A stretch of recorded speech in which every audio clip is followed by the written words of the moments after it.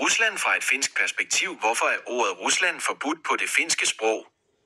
Bør ordet Rumænien efter samme logik ikke også forbydes? På finsk kaldes Rusland Venäjä, fordi ordet Rusland anses for at være for racistisk til at bruge. Du ser, når nogen siger: jeg har russianiseret min eksamen i skolen i dag. Det betyder, at jeg lavede en stor fejl ved eksamen i skolen. Rumænien betyder den, der bliver grammere og grammere. Ruma er gram, og slutningen knyttet til ordet betyder, at man gør sig selv til det. Efter at være blevet styret af Tsar og deres tsaristiske vodka-monopol, synes du ikke, det er på tide at stoppe med at gøre det gode russiske folk til at drikke sig føjelige? For tømmermænd til at gøre oprør. Ville ukrudt ikke være et bedre match for mennesker, der er så naturorienteret? Og hvorfor i alverden blev Kremls pædofile efterforskning vedrørende Vladimir Vladimirovich Putin stoppet, da efterforskeren blev myrdet? Var han den eneste detektiv i en politiafdeling?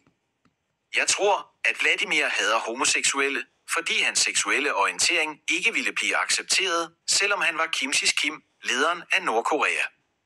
Nordkoreanere ville offentligt hænge deres Kim, hvis han gjorde noget så dumt, som Vladimir gjorde i sit interview, link, som er angivet i kommentarfelt.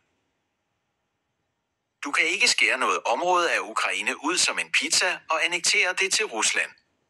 Det er at besætte land fra et uafhængigt land. Ellers kunne finnerne bare komme og tage Karelen tilbage.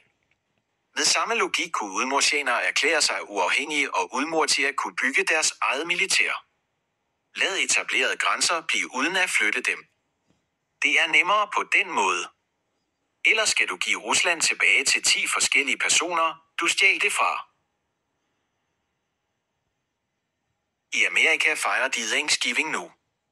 De amerikanske navajo-talende kætfolk bliver i øjeblikket brugt som kanonføde i en hvid dværgskrig. Indfødsretsforkæmpere burde gøre noget ved, at kæterne, samojederne og samerne bliver brugt meget mere i krigen end Ruslands flertal af befolkningen.